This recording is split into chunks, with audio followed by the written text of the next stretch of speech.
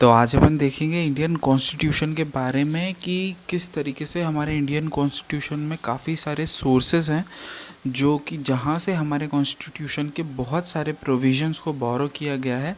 देखते हैं कि कौन कौन से वो सोर्सेज हैं और कितने प्रोविजंस है जो हमने दूसरी दूसरी जगह से दूसरी कंट्रियों से बोरो किए हुए हैं। तो चलो शुरू करते हैं, ठीक है।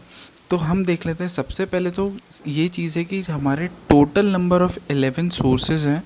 11 कंट्रीज़ कह सकते हैं इसको कि 11 कंट्रीज़ है जहाँ से हमने बहुत सारे सोर्सेस हैं। 11 सोर्सेस जहाँ से हमने बहुत सारे प्रोविजंस हमारे कॉन्स्टिट्यूशन के लिए बोरो किए हुए हैं, ठीक है। तो वो कौन कौन सी कंट्रीज़ हैं वो देख लेते हैं कि कंट्रीज़ हैं हमारी United Kingdom, United States, Ireland, Canada, Australia, Germany, Russia, France, South Africa, Japan और the government of India Act 1935 जिसको हम कहेंगे इंडिया ही मान के चल सकते हैं। तो इसका मतलब कि हमारी टोटल नंबर ऑफ़ 11 कंट्रीज़ हो गई जहाँ से हमारे कॉन्स्टिट्यूशन के बहुत सारे प्रोविजंस लिए गए हैं।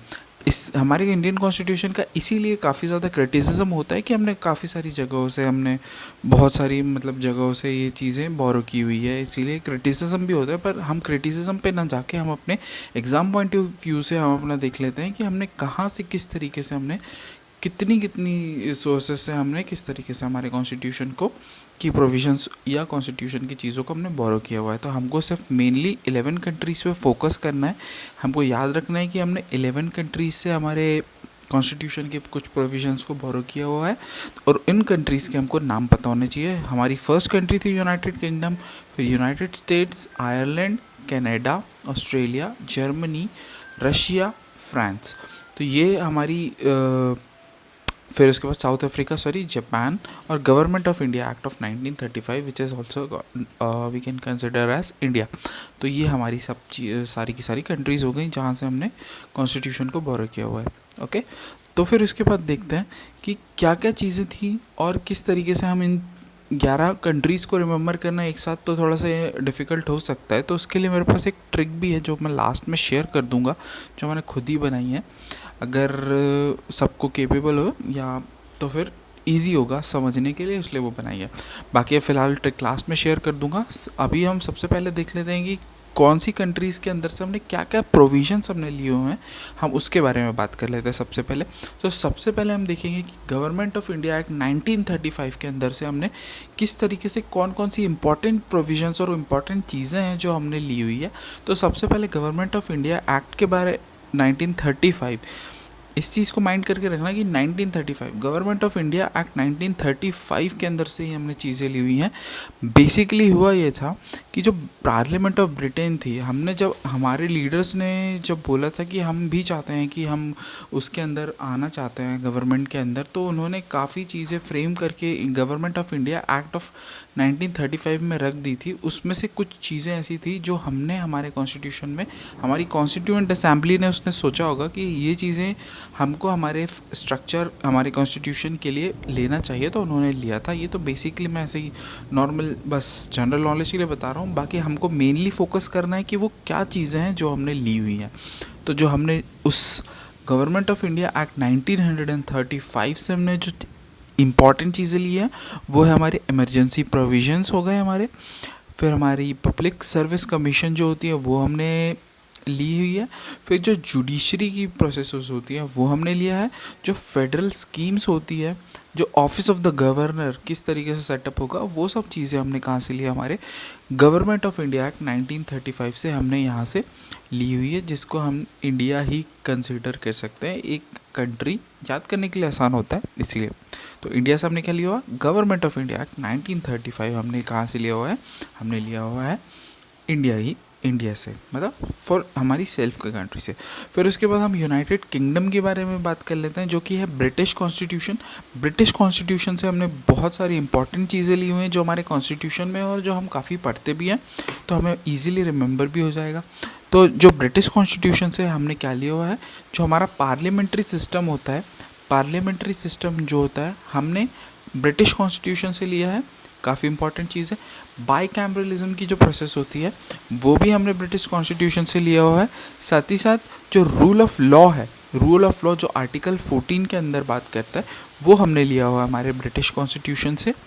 फिर उसके बाद जो लेजिस्लेटिव प्रोसीजर्स होती है वो हमने कहाँ से ली हुआ, वो भी ब्रिटिश कॉन्स्टिट्यूशन से ली हुई है। Single citizenship, cabinet system of writs, जो रिट्स का सिस्टम होता है, हैबियस कॉर्पस, मैंडेमस कॉर्पस, ये जो सारे रिट्स होते हैं ये सब भी ब्रिटिश कॉन्स्टिट्यूशन से हमने लिया हुआ है। द रूल ऑफ लॉ जो सबसे इम्पोर्टेंट था, ये सब चीज़ें हमने ली हुई है। तो ये मेनली हमने ब्रिटिश कॉन्स्टिट्यूशन से ली है। जो हमारे, एक बार और रिपीट कर लेते हैं, parliamentary system, bicameralism, rule of law, legislative procedure, citizen, जो सिंगल सिटीजन्स होते हैं, सिटीजनशिप के बारे में जो बात होती है वो, जो कैबिनेट सिस्टम होता है हमारा, जो सिस्टम कैबिनेट सिस्टम, और जो रेट्स होते हैं वो सब हमने कहाँ से लिए हुए हैं, ब्रिटिश कॉन्स्टिट्यूशन से लिए हुआ है, यूके से। तो फिर उसके बाद हम बात करते हैं यूनाइटेड स्टेट्स ऑफ अमेरिका से क्या लिया हुआ है। तो यूनाइटेड स्टेट्स ऑफ अमेरिका की जब भी बात आएगी तो हमको सबसे पहले हमारे फंडामेंटल राइट्स याद आ जाने चाहिए, क्योंकि सबसे इंपॉर्टेंट चीज़ होती है फंडामेंटल राइट्स किसी भी कॉन्स्टिट्यूशन के लिए, जो कि किसी भी व्यक्ति का एक सेफ गार्ड ही होता है। तो फंडामेंटल राइट्स हमने लिए हुए हैं यूनाइटेड स्टेट्स ऑफ अमेरिका से। हमारे कॉन्स्टिट्यूशन के लिए हमने यहाँ से ये प्रोविज़न बोरो किया हुआ है। जो हम बात कर लेते हैं और भी क्या क्या प्रोविजन से जो बोरो किया हुआ है। तो जो पोस्ट ऑफ वाइस प्रेसिडेंट होती है वो हमने बोरो की है। जो judicial review, impeachment of the president, removal of जजेस and supreme court and high court, ये सब चीज़ें हमने कहाँ से, यूनाइटेड स्टेट्स ऑफ अमेरिका से हमने बोरो की हुई है।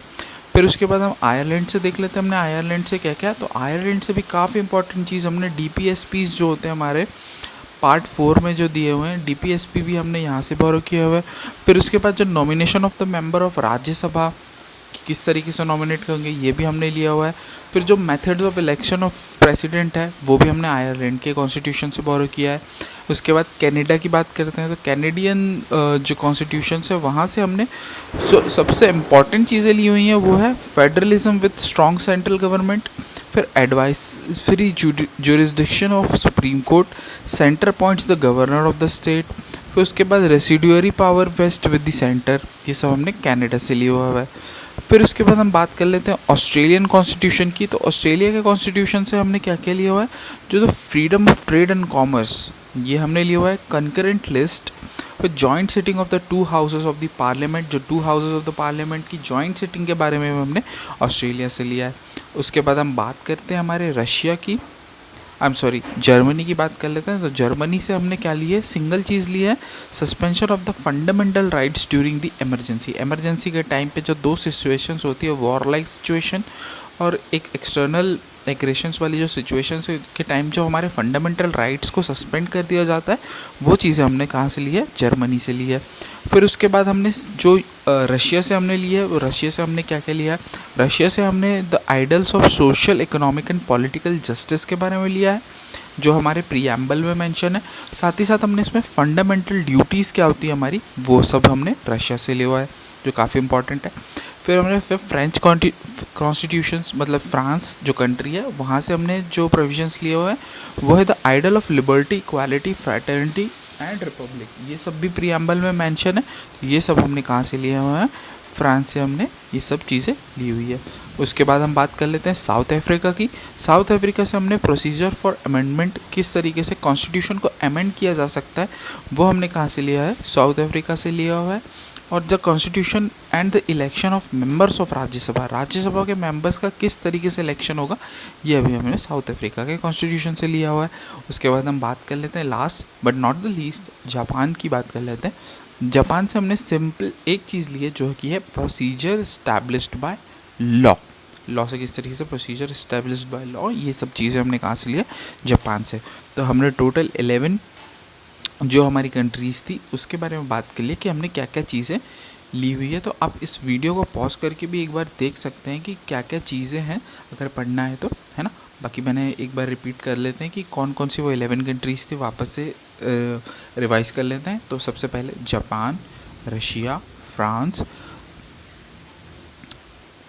Germany, Australia, Canada, Ireland, USA, British और the government of India Act 1935, जो कि इंडिया, ठीक है। तो अब जैसे कि मैंने ये 11 कंट्रीज़ हो गई, अब 11 कंट्रीज़ को याद करना थोड़ी सी डिफ़िकल्टी हो सकती है बहुत सारे लोगों के लिए। तो सिंप्लीफाई करने के लिए मैंने एक ट्रिक बनाई है, वो मैं शेयर करने की कोशिश करता हूँ आपके साथ। अगर आपको पसंद आए तो आप भी इस चीज़ को याद कर सकते हैं। तो अपन ट्रिक की बात कर लेते हैं कि कैसे इन 11 कंट्रीज़ को ईज़िली याद किया जा सकता है। तो ये काफ़ी फ़नी होगा, पर ट्रिक तो फ़नीज़ होती है, इसमें बिल्कुल लॉजिक नहीं होता है, तो कभी लॉजिक ढूंढने का काम मत करना ट्रिक में। तो ट्रिक इस तरीके से है कि हम पीते क्या है, हम पीते हैं फ्रूट जूस, फ्रूट जूस पीते हैं, है ना। तो हम फ्रूट जूस पीते हैं। अब हम फ्रूट जूस जो पीते हैं, अगर वो खाली पेट पी लेंगे तो क्या हो जाएगा, गैस हो जाएगी, हमें हो जाएगी कि नहीं। तो अगर फ्रूट जूस पियेंगे तो गैस हो जाएगी भाई।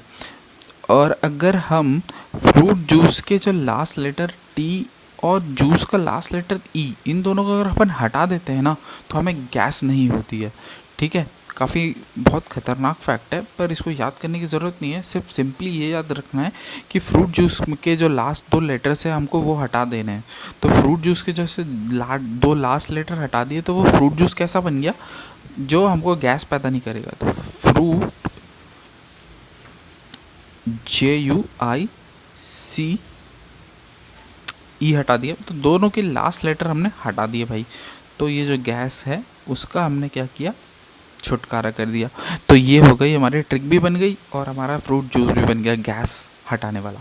तो जो फ्रूट जूस है, अब देख लेते हैं कि किस तरीके से 11 हो गया है। देखिए FRUE 4, ये 1 2 3 4 4 4 8 9 10 11, तो ये हो गई 11। अब ये 11 के अंदर ही हमारी सारी कंट्रीज़ छिपी हुई है। तो किस तरीके से देख लेते हैं एक एक करके। F से हमारी हो गई फ्रांस, R से रशिया, U से USA या UK, I से आयरलैंड, J से हमारी हो गई जापान, U से UK या USA, I से हमारी इंडिया, C से कनाडा, और गैस को भूलना नहीं है, G से जर्मनी, A से ऑस्ट्रेलिया एंड S से साउथ अफ्रीका। तो इस तरीके से हमारी 11 कंट्रीज़ भी हमने कर ली। अगर ये ट्रिक पसंद आए तो ही, वरना आप खुद भी बना सकते हैं अपनी। तो दैट्स इट, थैंक यू। ये थे हमारे सोर्सेज ऑफ इंडियन कॉन्स्टिट्यूशन।